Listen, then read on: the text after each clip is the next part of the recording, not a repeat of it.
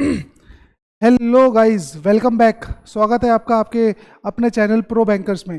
तो आज हम लोग जो है भैया बहुत ही इम्पोर्टेंट और बहुत ही शानदार जानदार और धमाकेदार टॉपिक को पढ़ने जा रहे हैं।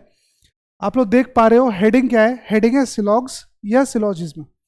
अच्छा, ये जो पार्ट है ना सिलॉग्स का बच्चों, यार ये सबसे ज़्यादा कन्फ्यूजन रहता है बच्चों को इसमें। और कन्फ्यूजन क्यों रहता है मुझे आज तक समझ में नहीं आई इतनी बेसिक सी चीज़, क्योंकि बहुत ही ईजी पार्ट है यार ये। आप अपनी मर्जी से चीज़ों को एज्यूम करने लग जाते हो, इसलिए यहाँ पर एरर आना शुरू हो जाती है। तो इस वीडियो के माध्यम से आज हम ये क्लियर करेंगे कि जड़ से इसका सॉल्यूशन निकालेंगे बेटा, जड़ से, हम और आप मिलके दोनों लोग, ठीक है। और इस टॉपिक का आज करेंगे पोस्टमार्टम भैया, ठीक है। तो विदाउट वेस्टिंग टाइम, और एक चीज़ और है यार, आप सब लोग जानते हो कि बैंकिंग में ये जो टॉपिक है ये ऑन एन एवरेज प्री में तो पूछता है भाई, और मेंस में भी इसका काफ़ी इम्पैक्टफुल रोल रहता है, ठीक है। तो इस टॉपिक को हम विदाउट वेस्टिंग द टाइम आओ इस टॉपिक को कवर करते हैं। तो सबसे पहले देखो, मैं फिर रिपीट कर रहा हूँ भाई, ये जो टॉपिक है ना इसमें मेरी कोशिश क्या रहेगी, इसमें मेरी कोशिश ये रहेगी कि मैं आपको बिल्कुल बेसिक से चीज़ों को कराऊँ, ठीक है ना। अब एक बात बताओ मुझे यार, सिलॉग्स जो चैप्टर होता है ना, इसमें सबसे पहले तुम्हें ये समझना पड़ेगा कि इसका मतलब क्या है। तो सिलॉग्स जो अपना चैप्टर है इसको सिलॉजिज्म भी बोला जाता है, हिंदी में इसको न्याय निगमन भी बोलते हैं, युक्ति वाक्य भी बोलते हैं, कथन निष्कर्ष के नाम से भी ये चैप्टर जाना जाता है। अच्छा ठीक है, जितना इंपॉर्टेंट रोल इसका पीओ में है भैया, उतना ही इंपॉर्टेंट रोल इसका क्लर्क में भी है। बात समझ रहे हो ना? ठीक है, चलो आ जाओ जरा। और लगभग हर सरकारी एग्जाम में ये वाले क्वेश्चंस पूछे जाते हैं। तो सबसे पहले सवाल ये उठता है कि सिलॉग का मतलब क्या है। तो सिलॉग जो है ना, ध्यान से मेरी बात समझना, सिलॉग जो है एक ग्रीक वर्ड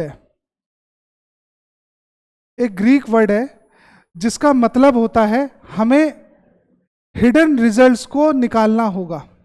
तो फाइंड आउट हिडन रिजल्ट कहाँ से निकालना होगा? स्टेटमेंट से ही निकालना होगा। यानी हमें जो निष्कर्ष निकालना है ना बच्चों, वो निष्कर्ष हमें कहाँ से निकालना है? वो निष्कर्ष हमें निकालना है अपने कथन से ही निष्कर्ष निकालना है। बात समझ रहे हो कि नहीं? हमें कहीं भटकना नहीं है, कहीं कुछ एक्स्ट्रा सोचना नहीं है दाएं बाएं। हमें जो स्टेटमेंट दिया होगा ध्यान से उसमें जासूसों की तरह बिल्कुल घुस के अंदर घुसना है उसके, और फिर उसमें से रिजल्ट को फाइंड आउट करना है। अच्छा, इस चैप्टर में क्या होता है ना कि स्टेटमेंट में जो कुछ भी लिखा होगा, कथन में कुछ भी लिखा होगा, आपको it is assume to be true, उसको सही मान के चलना पड़ेगा यार, ठीक है। जैसे मान लो स्टेटमेंट में लिख दिया ऑल डॉग्स आर कैट। अब ऑल डॉग्स आर कैट लिख दिया ना, तो इस पर फिर आर्गुमेंट मत करना कि सर सारे कुत्ते बिल्ली कैसे हो गए भाई। अगर स्टेटमेंट में बोल दिया उसने ऑल डॉग्स आर कैट, ठीक है, तो इसका मतलब सारे डॉग्स कैट है ना। तो यहाँ पर हमें कंक्लूजन ड्रॉ करना होगा। कहाँ से ड्रॉ करना होगा? अपने स्टेटमेंट से ही कंक्लूजन्स को निकालना होगा। अब जैसे हम एक एग्जाम्पल लेके चलते हैं, यहाँ पर एग्जाम्पल है, दीपक नाम का एक लड़का है, वो SBI PO का प्री एग्जाम देने जाता है, ठीक है। अब दीपक ने क्या किया, वो एग्जाम देने के लिए गया है PO का। अब ये बताओ, 4 लोग हैं, 4 लोगों ने 4 तरीके की बात करी है, यानी 4 लोगों ने 4 निष्कर्ष निकाल दिए भाई। पहला निष्कर्ष निकला है कि दीपक पास हो गया, दीपक फेल हो गया, दीपक पास हो सकता है, दीपक असफल भी हो सकता है। तो ये बताओ इन चारों में से कौन सा ऐसा व्यक्ति है जो सही बात कर रहा है या कर रहे हैं। तो एक बात बताओ ना, पहला और दूसरा तो मुझे फॉल्स करना पड़ेगा, तीसरा और चौथा मुझे क्या करना पड़ेगा? सही करना पड़ेगा। अब ऐसा क्यों? क्योंकि एक बात सोचो यार, अभी दीपक क्या करने गया है? अभी तो सिर्फ पेपर देने गया है ना वो, अभी तो सिर्फ वो पेपर देने गया है ना।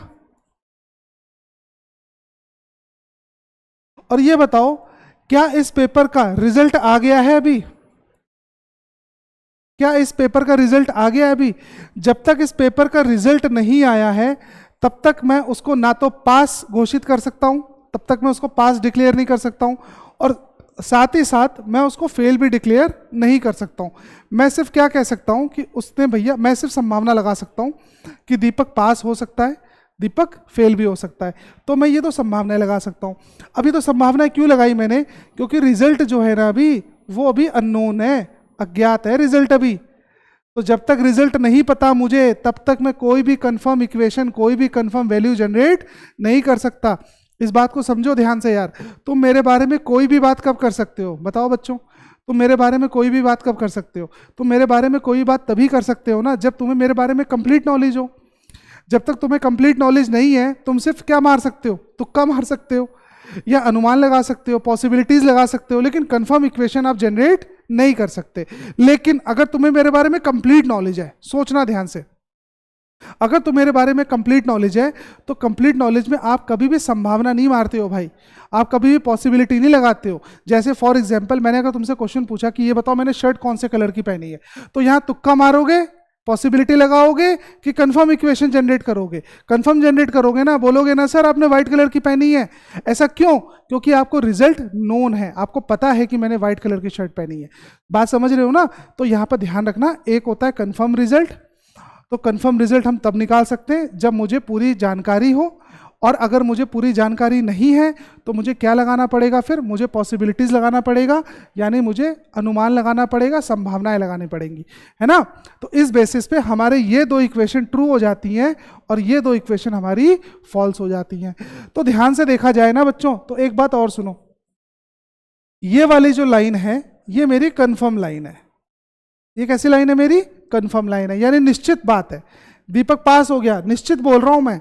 और ये जो लाइन है मेरी, दोनों लाइनें, ये लाइनें कैसी है? मेरी पॉसिबिलिटी लाइनें हैं, यानी संभावनाओं वाली लाइनें हैं। ये संभावना, पॉसिबिलिटी, बात समझे कि नहीं समझे? ठीक है ना? चलो आगे बढ़ते हैं थोड़ा सा इस पे। अब देखो, तुम्हारे सामने इस क्वेश्चन को सॉल्व नहीं करना है, इस क्वेश्चन को सॉल्व नहीं करना है मुझे, इस क्वेश्चन को सिर्फ समझो कि एग्जाम में कैसे क्वेश्चन आता है भाई। ठीक है? एक ये डेमो क्वेश्चन है आपके सामने, क्वेश्चन को समझो, एग्जामिनर क्वेश्चन कैसे पूछता है। अब देखो ध्यान से, यहां पर सबसे पहले आपको दिया होगा स्टेटमेंट, कथन के रूप में दिया होगा पहले क्वेश्चन, है ना? जैसे मैंने यहां पर 1 2 3 कितने स्टेटमेंट लिखे? मैंने 2 स्टेटमेंट लिखे हुए, है ना? और 2 स्टेटमेंट एग्जामिनर आपको 2 3 4 5 कुछ भी दे सकता है भाई। उसी तरीके से मैंने निष्कर्ष यानी कंक्लूजन्स कितने लिखे हैं? कंक्लूजन्स भी मैंने 2 लिखे हैं। तो एग्जामिनर 2 3 4 5 कुछ भी दे सकता है। अब मैंने क्या किया, मैंने ध्यान से इसको एनालिसिस किया। एनालिसिस करने के बाद मैंने देखा कि मेरा पहला वाला ट्रू बन रहा है, दूसरा वाला फॉल्स बन रहा है। तो इस केस में कौन से ऑप्शन को टिक करूंगा मैं? इस केस में टिक करूंगा मैं अपने फर्स्ट वाले ऑप्शन को, यानी पहला वाला फॉलो कर रहा है। ठीक है? अब मैंने ध्यान से देखा तो मेरा पहला गलत निकल गया, दूसरा सही निकल गया, ऐसा भी केस हो सकता है। तो उस केस में मैं टिक करूंगा, मैं सेकंड ऑप्शन को टिक कर दूंगा मैं। अब मैंने देखा कि यार मेरे सामने पहला भी सही हो रहा है, दूसरा भी सही हो रहा है, तो दोनों सही हो रहे हैं ना, इसका मतलब मुझे फोर्थ वाले ऑप्शन की तरफ बढ़ना पड़ेगा। Both first and second follows, है ना? एक केस ये भी हो सकता है कि मेरे दोनों के दोनों क्या हो जाए, दोनों के दोनों मेरे फॉल्स हो जाए। अगर ऐसा होता है तो मुझे फिर फिफ्थ वाले ऑप्शन की तरफ जाना पड़ेगा भाई, ना तो पहला ना ही दूसरा सत्य है, neither first nor second follows. अब ये बताओ, सारी चीजें तो क्लियर है, फिर ये किस खेत की मूली है यार? ये क्या चीज है? ये क्या चीज है?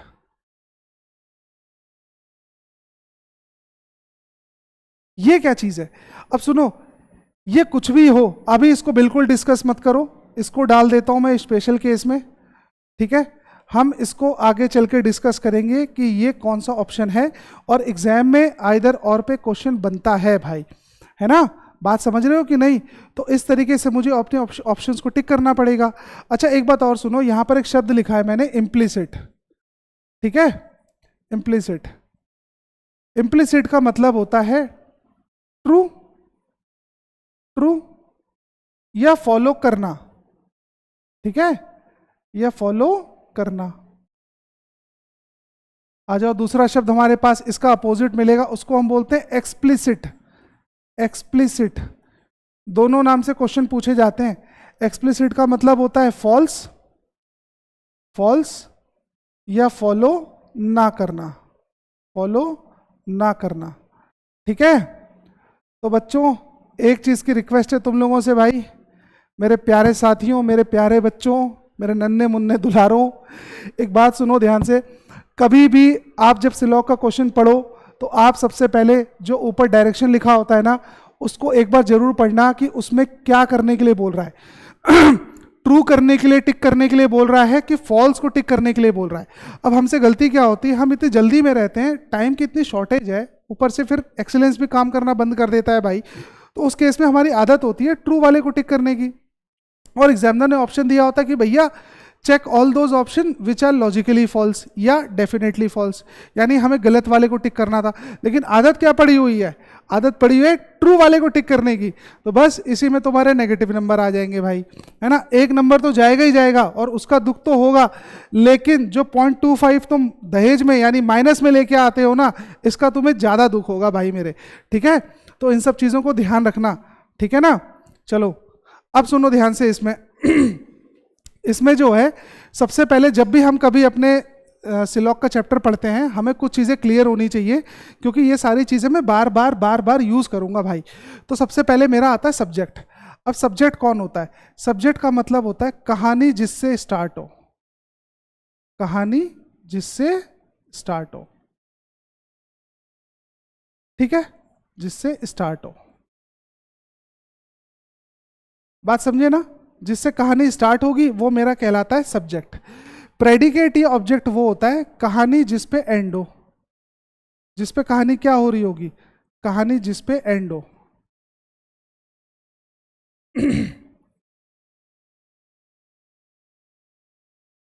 ठीक है, जैसे फॉर एग्जाम्पल यहां पर मैं लेता हूं all A are B, all A are B, सारे ए बी हैं, सारे ए बी हैं, है ना। अब एक बात बताओ मुझे तुम लोग यहां पर कि यहां पर किस बंदे से कहानी स्टार्ट हो रही है, तो कहानी स्टार्ट हो रही है ए से, तो ए मेरा क्या कहलाएगा, ए मेरा कहलाएगा सब्जेक्ट। बात समझ में आ रही है कि नहीं, ए मेरा क्या कहलाएगा, सब्जेक्ट कहलाएगा। अब ये तो कहानी एंड किस पे हो रही है, कहानी एंड हो रही है बी पे, तो बी मेरा क्या कहलाएगा, प्रेडिकेट कह लो या ऑब्जेक्ट कह लो, कोई दिक्कत नहीं है, ठीक है। मेरे मुंह से ऑब्जेक्ट या प्रेडिकेट कुछ भी निकले तो कंफ्यूज मत होना भाई, है ना। तीसरा और सबसे इंपॉर्टेंट जो इस चैप्टर का जड़ है, जो इस चैप्टर का बैकबोन है, वो है रिलेशन भाई। तो रिलेशन किसका किसका रिलेशन, ऐसी चीज जो सब्जेक्ट और ऑब्जेक्ट को आपस में जोड़े, ऐसी चीज जो सब्जेक्ट और ऑब्जेक्ट को आपस में जोड़े। तो ये बताओ, जब मैंने यहां पर लिखा ऑल ए आर बी, सारे ए बी हैं, तो ए और बी को कनेक्ट कौन कर रहा है? अब तुम ये मत बोलना कि सर आर कनेक्ट कर रहा है, आर कनेक्ट कर रहा है तो इसमें तो आर है ही नहीं, तो यहां पर कनेक्ट कौन कर रहा है, यहां पर कनेक्ट कर रहा है ये वाला, ये वर्ड कनेक्ट कर रहा है, बात समझे, ठीक है ना। तो ये बताना चाह रहा है हमें कि सारा का सारा ए जो है वो किसके अंदर है, वो किसके अंदर है भाई, वो बी के अंदर है, ठीक है। तो इस तरीके से सब्जेक्ट, ऑब्जेक्ट और रिलेशन, ठीक है ना। अब सुन लो, थोड़ा सा 2-3 चीजें और सुन लो, बहुत पेशेंस के साथ चैप्टर को पढ़ो यार, ठीक है ना। अब सुनो, अब यहां पर टाइप्स ऑफ स्टेटमेंट समझ लो। जब भी हम कभी सिलॉक पढ़ते हैं तो हमें स्टेटमेंट के बारे में नॉलेज होनी चाहिए। अच्छा, स्टेटमेंट या कंक्लूजन उनके टाइप हैं ये। तो सबसे पहले हमारे पास आता है पॉजिटिव स्टेटमेंट, ठीक है, हमारे पास क्या आता है, पॉजिटिव स्टेटमेंट। अब पॉजिटिव स्टेटमेंट क्या है भाई, पॉजिटिव स्टेटमेंट क्या है? पॉजिटिव स्टेटमेंट का मतलब होता है कि जब कभी भी रिलेशन बनाने को कह रहा होगा, है ना, रिलेशन इस्टेब्लिश करने को कह रहा होगा, रिलेशन बनाने को कह रहा होगा, तो हम उसको बोलते हैं पॉजिटिव स्टेटमेंट। और जब कभी भी रिलेशन नहीं बनाने को कह रहा होगा, यानी रिलेशन इस्टेब्लिश के लिए मना कर रहा होगा, तो उसको हम बोलते हैं नेगेटिव स्टेटमेंट, ठीक है। तो पॉजिटिव और नेगेटिव स्टेटमेंट क्लियर है क्या होता है? और बेटर व्यू के लिए हम एक काम करते हैं, हम इसको समझते हैं। और अगर ये चारों के चारों मेरे मान लो स्टेटमेंट हैं, मान लो, तो इसमें पॉजिटिव कितने और नेगेटिव कितने भाई? तो देखो, यहां पर रिलेशन बनाने को कह रहा है पॉजिटिव, यहां रिलेशन बनाने को कह रहा है पॉजिटिव, यहां पर रिलेशन बनाने को क्या कर रहा है, वो मना कर रहा है, नो ए इज सी, इसका मतलब कोई भी ए सी नहीं है, मना कर रहा है ना, तो ये हमारा नेगेटिव स्टेटमेंट हो जाएगा।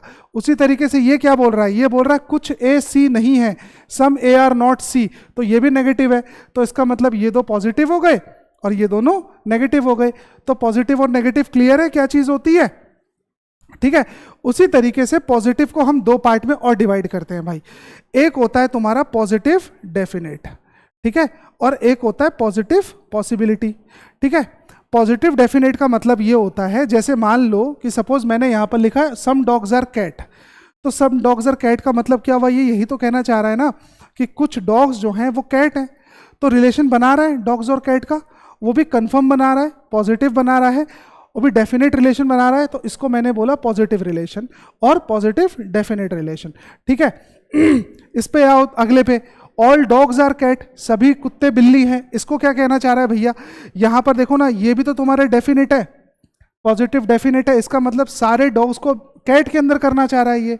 ठीक है, तो जिस तरीके से पॉजिटिव डेफिनेट होता है उसी तरीके से तुम पॉजिटिव पॉसिबिलिटी भी बना सकते हो। ठीक है, जैसे मान लो कि सपोज मैंने यहां पर लिखा था ऑल ए आर बी, है ना, ऑल ए आर बी, सारे ए बी हैं, ऐसे तो लिखा था, सारे ए बी हैं, है ना। तो ये बताओ, ये तो पॉजिटिव डेफिनेट है ना, पॉजिटिव कंफर्म है ये। अगर मुझे इसकी संभावना बनानी होगी तो कैसे बनेगा ये? ऐसे ही तो बनेगा, all A can be B, all A can be B, है ना, सारे ए बी हो सकते हैं, सारे ए के बी होने की संभावना। बात समझ में आ रही है कि नहीं? सारे ए के बी होने की संभावना। तो ये दोनों लाइनें एक ही है ना भाई, है ना। तो जिस तरीके से ये पॉजिटिव डेफिनेट लिखा था उसी तरीके से सम डॉग्स आर कैट को मैं अगर पॉसिबिलिटी बनाऊं तो कैसे बनाऊंगा? Some dogs may be cat. यानी यहां पर एक कंफर्म लाइन नहीं है तो पॉजिटिव लाइन, लेकिन कंफर्म लाइन नहीं है ये कैसी लाइन है? ये पॉजिटिव पॉसिबिलिटी, है ना। उसी तरीके से ऑल डॉग्स आर कैट की पॉसिबिलिटी बनाऊं अगर मैं, तो कैसे बन सकता है? ये बन सकता है all dogs may be cat, सारे कुत्ते बिल्ली होने की संभावना। बात समझे कि नहीं? तो पॉजिटिव डेफिनेट यानी पॉजिटिव कंफर्म और पॉजिटिव पॉसिबिलिटी, है ना, ये दोनों चीजें क्लियर हैं। तो जिस तरीके से पॉजिटिव होता है बेटा उसी तरीके से नेगेटिव भी होगा, है ना। तो जैसे एक बात बताओ, मैंने बोला कि तुम सारे मेरे दोस्त हो, है ना, मैंने बोला तुम सारे मेरे दोस्त हो, जरा इसको नेगेटिव बनाओ। तो नेगेटिव में यही तो बोलोगे ना कि सर हम में से आपका कोई भी दोस्त नहीं है, तुम सारे मेरे दोस्त हो। इसका अपोजिट क्या बनेगा? इसका अपोजिट यही तो बनेगा कि मेरा कोई भी दोस्त नहीं है ना। तो हमेशा ध्यान रखना, ऑल का उल्टा होता है नो, है ना। तो यहां पर एक बात बताओ, ऑल डॉग्स आर कैट का उल्टा क्या बनेगा? ऑल डॉग्स आर कैट का उल्टा बनेगा नो डॉग्स आर कैट, कोई भी कुत्ता बिल्ली नहीं है। ठीक है, अब मैंने बोला कि तुम में से कुछ मेरे दोस्त हो, जरा इसका नेगेटिव बनाओ एक बार। इसका नेगेटिव बनाओगे तो क्या बोलोगे? सर हम में से कुछ आपके दोस्त नहीं है।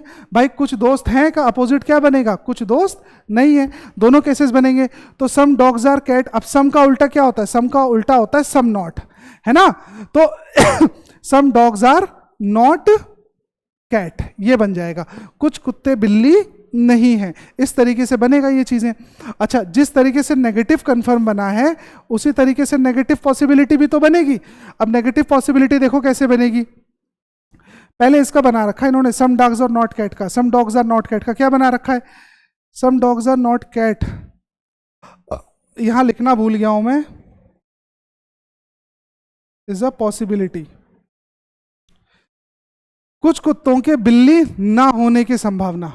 बात समझे ना, कुछ डॉग्स के कैट ना होने की संभावना। ठीक है, अब ये देख लो, नो डॉग्स आर कैट का मैंने क्या लिखा है? No dogs being cat is a possibility, किसी भी कुत्ते के बिल्ली ना होने की संभावना। पॉसिबिलिटीज हमेशा दो टाइप की होती है। ठीक है, एक होती है होने की पॉसिबिलिटी, दूसरी होती है नहीं होने की पॉसिबिलिटी।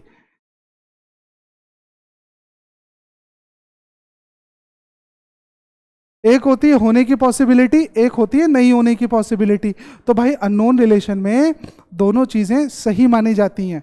ठीक है, हो भी सकता है और नहीं भी हो सकता है, दोनों चीजें सही मानी जाती हैं। ठीक है, आई होप आपको इतनी बातें क्लियर हो रही होंगी, बिल्कुल ढंग से बिल्कुल बारीकी से समझा रहा हूं मैं। ठीक है,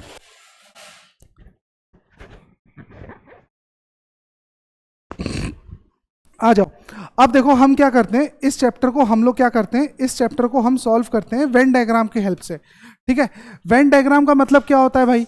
वेन डायग्राम का मतलब ये होता है, जैसे मान लो सपोज मुझे वेन डायग्राम बनाना है मथुरा,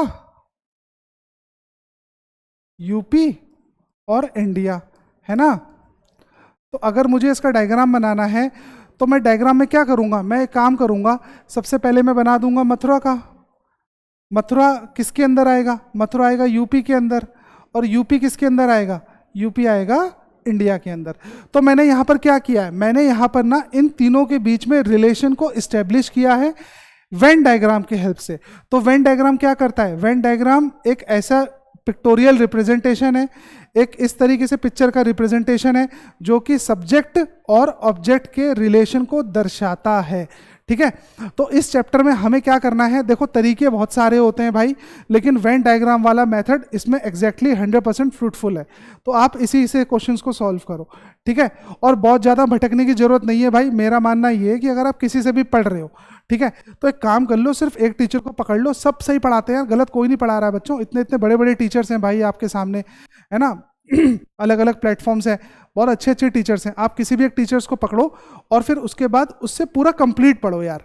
अगर आप मेरे से ही पढ़ रहे हो तो आप मेरे से ही पूरा कंप्लीट पढ़ लो, क्योंकि ज़्यादा चीज़ों को मिक्स करने से पता क्या होता है, too many cooks spoil the food. तो हमें समझ में नहीं आएगा और चीज़ें कॉम्प्लेक्स होती चली जाएंगी, खिचड़ी बनती चली जाएगी, फिर एग्जाम में नंबर भी नहीं आएंगे यार, अल्टीमेटली हमें लॉस है। तो हम क्या करेंगे, हम यहाँ पर जो अपना जो क्वेश्चंस है ना उनको हम सॉल्व करेंगे डायग्राम के हेल्प से, है ना। तो चलो आ जाओ। अब सबसे पहला टारगेट हमारा ये है कि हम यहाँ पर इन 4 स्टेटमेंट का डायग्राम बनाएं, और ये वो 4 स्टेटमेंट हैं जो अंत तक आपका पीछा छोड़ने वाले नहीं है भाई। ठीक है, तो सबसे पहले मेरे पास ये है डायग्राम ऑफ रिलेशंस में, सबसे पहले मेरे पास 2 पॉजिटिव रिलेशन है। ठीक है, अगर मैं इसका डायग्राम बनाऊं, ऑल ए आर बी यानी सभी ए बी हैं, तो इसका डायग्राम मैं बनाऊंगा इस तरीके से, सारा का सारा एक इसके अंदर डाल दूंगा, मैं बी के अंदर डाल दूंगा। कई बच्चे इसको ऐसे भी बनाते हैं, ऑल ए आर बी ऐसे भी बनाते हैं, तो वो भी सही है, वो भी गलत नहीं है भाई, दोनों डायग्राम सही है, लेकिन हम इस प्रोसेस को फॉलो करेंगे। ठीक है, तो all A are B clear हो गया कि नहीं क्लियर हो गया। ठीक है, सम ए आर बी पर आओ। सम ए आर बी का मतलब ये हुआ कि ए का कुछ पार्ट बी में है, ए का कुछ पार्ट बी में है, तो ए का कुछ पार्ट बी में है, तो इस तरीके से बन जाएगा, है ना। अब सुनो ये 2 तुम्हारे लिए टिपिकल होंगे, ये 2 तुम्हारे लिए चैलेंज है। तो एक बात बताओ, अगर मैं इसका डायग्राम ऐसे बनाता हूं, ए को ऐसे बना दिया मैंने, सी को अलग बना दिया मैंने, ठीक है, तो ये बताओ अगर मैं ऐसा डायग्राम बनाता हूं तो ये डायग्राम सही है कि गलत है। सोचो एक बार यार, अगर मैंने ऐसे बनाया और एक डायग्राम मैं आपको और बना के दिखाता हूं, अभी आप मुझे बताना कि दोनों में से कौन सा डायग्राम परफेक्ट लग रहा है। ठीक है, ये डायग्राम नंबर 1 है और ये डायग्राम नंबर 2 है। तो एक बात बताओ मुझे यार, यहां पर ना ये इस डायग्राम से क्या समझ में आ रहा है मुझे, इससे समझ में आ रहा है कि ए का कोई भी पार्ट बी में नहीं है, ए का कोई भी पार्ट बी में नहीं है, साथ ही साथ बी का कोई भी पार्ट ए में नहीं है। ठीक है, और अगर तुमने ये डायग्राम बनाया तो इससे मुझे पता है क्या शो हो रहा है, इससे मुझे शो हो रहा है कि इन दोनों का अननोन रिलेशन शो होता है मुझे इससे। अब तुम बोलोगे सर बात तो एक ही है, अरे भाई बात एक कैसे, एक होता है अननोन रिलेशन, ठीक है, और एक होता है नो रिलेशन। अब ये बताओ दोनों चीजें सेम है क्या। अननोन रिलेशन का मतलब होता है अज्ञात संबंध, मैं नहीं जानता कि ए और सी का क्या रिलेशन है। लेकिन जब मैंने बोला नो रिलेशन का मतलब होता है कि इन दोनों के बीच में कोई रिलेशन है ही नहीं, इनके बीच में कोई रिलेशन नहीं है। ठीक है ना, तो हम इस डायग्राम को यूज नहीं करेंगे, हम इस डायग्राम का यूज करेंगे बेटा। ठीक है ना, बात क्लियर है। सम ए आर नॉट, ये बी लिखा हुआ है, सम ए आर नॉट बी। अब इसमें कितने बच्चों ने, ईमानदारी से बताना मुझे, कितने बच्चों ने इसका डायग्राम ऐसे बनाया, या कितने बच्चों ने काम किया, ऐसे किया, ऐसे किया और फिर शेड मार दिया और फिर ऐसे नीचे क्रॉस दिखा दिया। ठीक है, देखो भाई हमें क्या करना होता है, जितना बोला जाए, ठीक है, उतनी ही चीज पे डटे रहना है मुझे। पहली बात तो मेरे पास ये जो सेंटेंस है, ये जो स्टेटमेंट है, ये नेगेटिव स्टेटमेंट है, तो नेगेटिव स्टेटमेंट का मैं पॉजिटिव डायग्राम कैसे बना सकता हूं। अब बच्चे बोलेंगे कि सर अभी बाकी पता है क्या बोलते हैं, अभी क्लासेस में पढ़ाता हूं मैं, तो बोलते हैं कि सर कुछ ए बी नहीं है, तो कुछ तो है, सम ए आर नॉट बी, तो सम ए आर बी तो होगा। अरे भाई मेरे, तुम पता है गलती कर रहे हो, तुम अपनी मर्जी से चीज़ों को मान रहे हो। तो अपनी मर्जी से चीज़ों को मानोगे तो चीज़ें गलत हो जाएंगी, डायग्राम गलत बनेगा, कंक्लूजन गलत आएगा। अपनी मर्जी से कुछ नहीं मानना है। आज के बाद इस चीज़ की तो कसम खा लो भाई तुम लोग, ठीक है। जितना बोला जाए उतना ही करना है। तो ना तो ये डायग्राम बनेगा क्योंकि इस डायग्राम में पॉजिटिव रिलेशन बिल्ड हो रहा है, ना ही ये डायग्राम बनेगा क्योंकि इसमें भी तुमने पॉजिटिव रिलेशन बिल्ड कर दिया है। ध्यान रखना, इसका जो एग्जैक्ट डायग्राम बनेगा वो बनेगा इस तरीके से, सम ए आर नॉट बी, कुछ ए बी नहीं है। बाकी है कि नहीं है वो मुझे नहीं पता, लेकिन मुझे सिर्फ कितना पता था, सम ए आर नॉट बी, ठीक है। तो हम लोग इस वाले डायग्राम को यूज करेंगे और अपने क्वेश्चंस को आंसर पे हम लेके चलेंगे, ठीक है। तो पहले बताओ यहां तक बात क्लियर है कि नहीं, ठीक है। अब एक काम करते हैं हम लोग अगर आप लोगों को बात क्लियर है तो आप इस क्वेश्चन का डायग्राम मुझे बना के दिखाओ, ठीक है। बना के दिखाओ भाई। और चलो मैं भी बना देता हूं इसका। पहला बोल रहा है all A are B, all A are B. फिर बोल रहा है all B are C, all B are C. फिर बोल रहा है all C are D, all C को डी बनाओ। फिर बोल रहा है कि some D are E, some D are E, कुछ डी को ई बना दो। क्योंकि हमारे सामने बहुत सारे स्टेटमेंट आते हैं ना भाई, तो हमें स्टेटमेंट को मिक्स करना पड़ेगा, मिक्स करके आंसर को जनरेट करना पड़ेगा। अगला बोल रहा है all E are some E are F, कुछ ई को एफ बना दो। फिर क्या बोल रहा है, फिर बोल रहा है ऑल एफ आर जी, सारे के सारे एफ जी हैं। तो एक बात सुनो ध्यान से, अगर आपने इसको ऐसे बनाया ऑल एफ आर जी, ऐसे बनाते हो और या ऐसे बनाते हो, ठीक है, तो बात तो एक ही है ना भाई, बात तो एक ही है। तो हम इसको यूज करेंगे। अब तुम बोलोगे सर बात कैसे एक है, जितना बोला था उतना करना चाहिए, आप तो जी को ई में लेके आ गए। तो एक बात बताओ यार, मान लो कि आप मेरे घर पे रहते हो, सपोज फॉर एग्जांपल, और आपका कोई फ्रेंड है वो आपके घर पे आता है। तो ये बताओ आपका फ्रेंड अल्टीमेटली आ किसके घर पे रहा है, वो बाय डिफॉल्ट मेरे घर पे तो आ रहा है, मैंने तो उसको बुलाया नहीं था, लेकिन बाय डिफॉल्ट वो आया ना। तो सिलॉग के चैप्टर में कुछ चीज़ें ऐसी होंगी जो बाय डिफॉल्ट हो जाएंगी। तो ये बताओ जब एफ का इंटरसेक्शन ई से था और पूरा का पूरा एफ जी में था, तो जाहिर सी बात है ई का कुछ पार्ट भी जी में जाएगा ही जाएगा, ठीक है। तो चाहे ये बना लो चाहे ये बना लो, बात एक ही है, अलग अलग नहीं है भाई। फिर बोल रहा है नो जी इज एच, कोई भी जी एच नहीं है, कोई भी जी एच नहीं है। और फिर लास्ट लाइन बची हुई है सम एच आर नॉट के, कुछ एच जो हैं वो के नहीं है, कुछ एच जो हैं वो के नहीं है, ठीक है। तो हमारे पास जो स्टैंडर्ड डायग्राम बन के आएगा वो ये वाला डायग्राम बन के आएगा। तो अगर तुम्हें ये बात यहाँ तक क्लियर है और अगर आप लोगों ने डायग्राम इसको इतना बना लिया था, यकीन मानो पहली सीढ़ी तो आप चढ़ चुके हो भाई। बाकी आगे की सीढ़ियाँ तो मैं चढ़वा ही रहा हूँ, लेकिन यहाँ तक अगर आपने कर लिया था तो पहली सीढ़ी आप लोग चढ़ गए हो, ठीक है। अब चलो आगे चलते हैं। अब एक बात सुनो ध्यान से, हमारे सामने मैं आपको एक क्वेश्चन देता हूं, उस क्वेश्चन को आपको सॉल्व करना है। या एक काम कर लो, पहले एक छोटी सी थ्योरी समझ लो, ठीक है। एक थ्योरी ये बोल रही है कि सम ए आर बी और some B are C, some A are B, some A are B. अब देखो कंक्लूजन्स को हम कैसे टिक करेंगे उसको समझो यार ध्यान से, क्योंकि वो बहुत इंपॉर्टेंट है, बात समझे ना, ठीक है। कंक्लूजन को कैसे टिक करेंगे भाई, some A are B some B are C. तो एक बात बताओ, ए का इंटरसेक्शन बी में, बी का इंटरसेक्शन सी में, तो ध्यान रखना इनका तो सर्कल आपस में टच नहीं कर रहा ना, ए और सी का सर्कल तो आपस में टच नहीं कर रहा है। तो ए और सी का सर्कल टच नहीं कर रहा है, तो इसका मतलब ए और सी आपस में कैसा रिलेशन बना देंगे, आपस में वो बनाएंगे अननोन रिलेशन, ठीक है। आपस में कैसा रिलेशन बनाएंगे, वो अननोन रिलेशन बनाएंगे।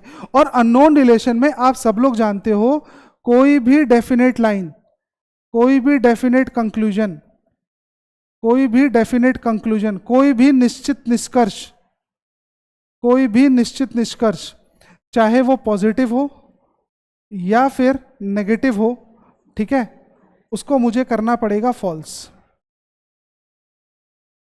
ठीक है। और कोई भी पॉसिबिलिटी होगी, अगर किसी भी प्रकार की संभावना होगी, ठीक है, तो पॉसिबिलिटी भी दो टाइप की होती है भाई, एक होती है पॉजिटिव पॉसिबिलिटी, एक होती है नेगेटिव पॉसिबिलिटी। एक होती है होने की संभावना, एक होती है ना होने की संभावना। तो इन दोनों के केस में आपको करना होगा ट्रू, ठीक है, इसको ध्यान रखना, ये फॉल्स तो होता है बट नॉट डेफिनेटली फॉल्स।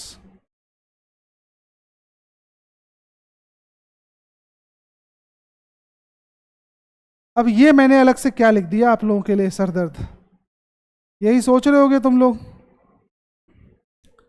ठीक है, यही सोच रहे होगे कि सर ये आपने क्या लिख दिया, गलत और निश्चित रूप से गलत।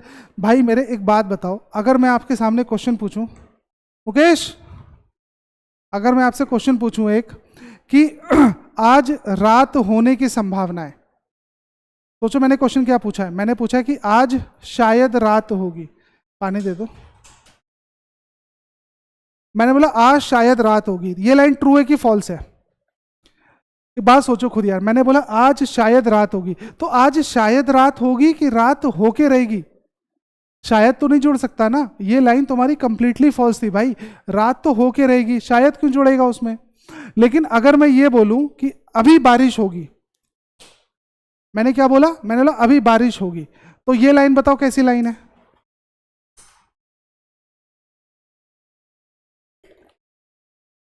मैंने बोला अभी बारिश होगी, ठीक है, तो एक बात सुनो ध्यान से, जैसे ही मैंने बोला कि अभी बारिश होगी, तो बारिश होना इज नॉट कंफर्म, बारिश होना कोई निश्चित थोड़ी ना है, वो तो हो भी सकती है या नहीं भी हो सकती है, तो मुझे वर्ड यूज करना चाहिए था शायद अभी बारिश हो या शायद अभी बारिश ना हो, लेकिन रात होने के लिए मैं शायद नाम का शब्द यूज नहीं कर सकता, ठीक है, क्योंकि वो तो होना ही होना है भाई, ठीक है। तो उसी तरीके से यहां पर ध्यान रखना बच्चों, कभी भी सर्कल टच ना करे अगर, ठीक है, तो वहां पर बनता है अननोन रिलेशन, और अननोन रिलेशन की आप सब लोग कहानी जानते हो कि वहां पर कोई भी निश्चित निष्कर्ष यानी डेफिनेट कंक्लूजन्स में नहीं निकाल सकता, इसलिए मुझे फॉल्स करना होगा, डेफिनेटली फॉल्स। अभी आगे और बताऊंगा मैं, चीजें क्लियर होती रहेंगी, आपको परेशान मत हो, ठीक है, लेकिन अगर कोई भी पॉसिबिलिटी होगी, चाहे पॉजिटिव पॉसिबिलिटी हो चाहे नेगेटिव पॉसिबिलिटी हो, उसको मुझे क्या करना पड़ेगा, उसको मुझे ट्रू करना पड़ेगा।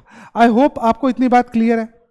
अगर इतनी बात क्लियर है भाई मेरे, तो एक काम करो, इस क्वेश्चन का आंसर निकाल के बताओ मुझे, डायग्राम तो यही है,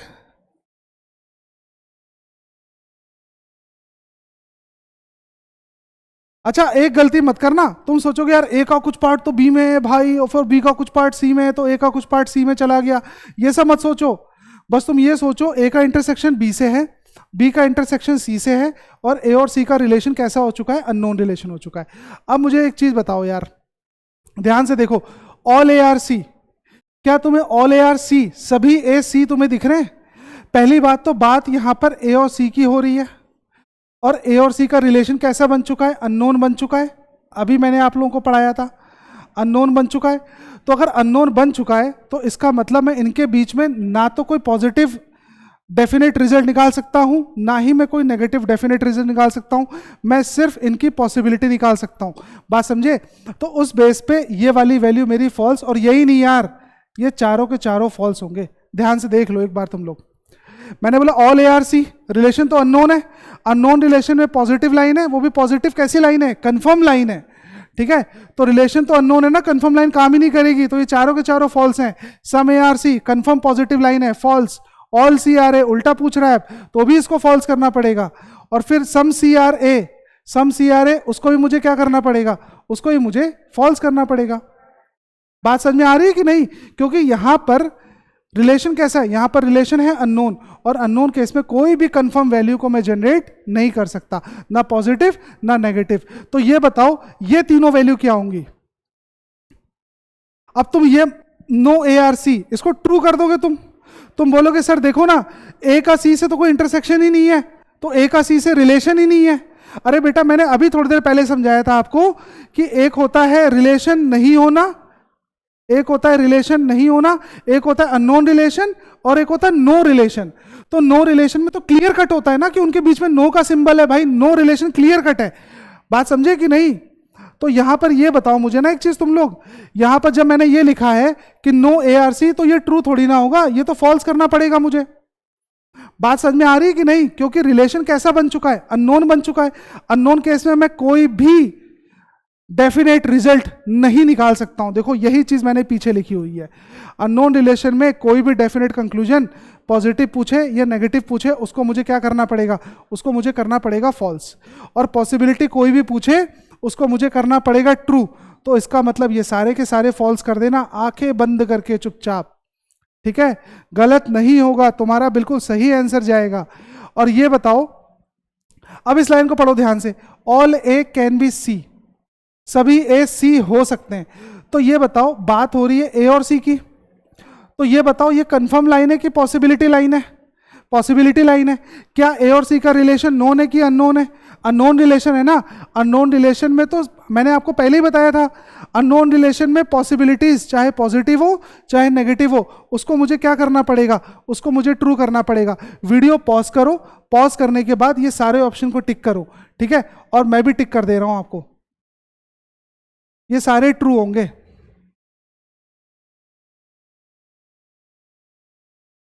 ध्यान से पढ़ के देखो तुम लोग एक बार। ये बोला सारे एसी हो सकते हैं, तो अननोन रिलेशन है, टिक मार दो true. Some A can be C, कुछ ए सी हो सकते हैं, तो उसको भी टिक मार दो ट्रू। ये बोला ऑल सी कैन बी ए, सारे सी ए हो सकते हैं क्योंकि अननोन रिलेशन है, पॉसिबिलिटी कुछ भी कर दो ट्रू। फिर मैंने बोला सम सी कैन बी ए, कुछ सी ए हो सकते हैं, उसको भी ट्रू मारो तुम। तो जिस तरीके से होने की संभावना ट्रू होती है, उसी तरीके से नहीं होने की संभावना भी ट्रू होती है बेटा, ठीक है ना। जिस तरीके से दीपक पास होने की पॉसिबिलिटी थी, उसी तरीके से दीपक की फेल होने की पॉसिबिलिटी भी थी। बात समझ रहे हो? और दोनों अपनी अपनी जगह सही थे। तो some A are not C is a possibility, कुछ ए के सी ना होने की संभावना, इसको भी मुझे क्या करना पड़ेगा, ट्रू करना पड़ेगा। इन चारों को ट्रू करना पड़ेगा। एक लाइन में ये लिख रहा हूं, मुझे इस लाइन को बताना ये ट्रू है कि फॉल्स है। मैंने लिखा ऑल ए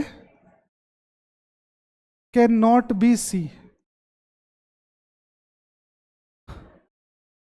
सोचो, अब तुम इसको ट्रू मत करना ना, ना गलती हो जाएगी यहां पर। क्यों गलती हो जाएगी भाई? पहली बात तो कैन नॉट नाम का जो शब्द है, ठीक है, कैन नॉट नाम का जो शब्द है, ये पॉसिबिलिटी वाला शब्द नहीं है, ये कंफर्म वाला शब्द है, डेफिनेट वाला वर्ड है ये कंफर्म वाला वर्ड है, डेफिनेट वाला वर्ड है ये। बात समझ में आ रही है कि नहीं? ठीक है। मैंने बोला आई, मैं दो लाइनें बोल रहा हूं, अभी तुम्हें समझ में आ जाएगा। मैंने बोला I may be your friend, I may be your friend की हिंदी क्या बनेगी? यही तो बनेगी ना, मैं शायद तुम्हारा दोस्त हो सकता हूं। और एक लाइन मैंने बोली I can not be your friend, तो I can not be your friend का मतलब क्या हुआ? I can not be your friend का मतलब हुआ कि मैं तुम्हारा दोस्त हो ही नहीं सकता। तो दोनों में डिफरेंस समझ में आ रहा है? क्या डिफरेंस है दोनों में?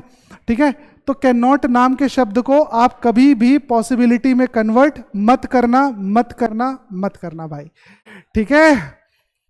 चीजें क्लियर हो रही है कि नहीं? है ना? चलो, तो मुझे लगता है कि आज के लिए बस करते हैं भाई, आज के लिए बस करते हैं। फिर अगली बार से मुलाकात करेंगे तो फिर अगले टॉपिक पे बात करेंगे हम लोग, ठीक है। आज के लिए इसको करते हैं बस, ठीक है बच्चा पार्टी।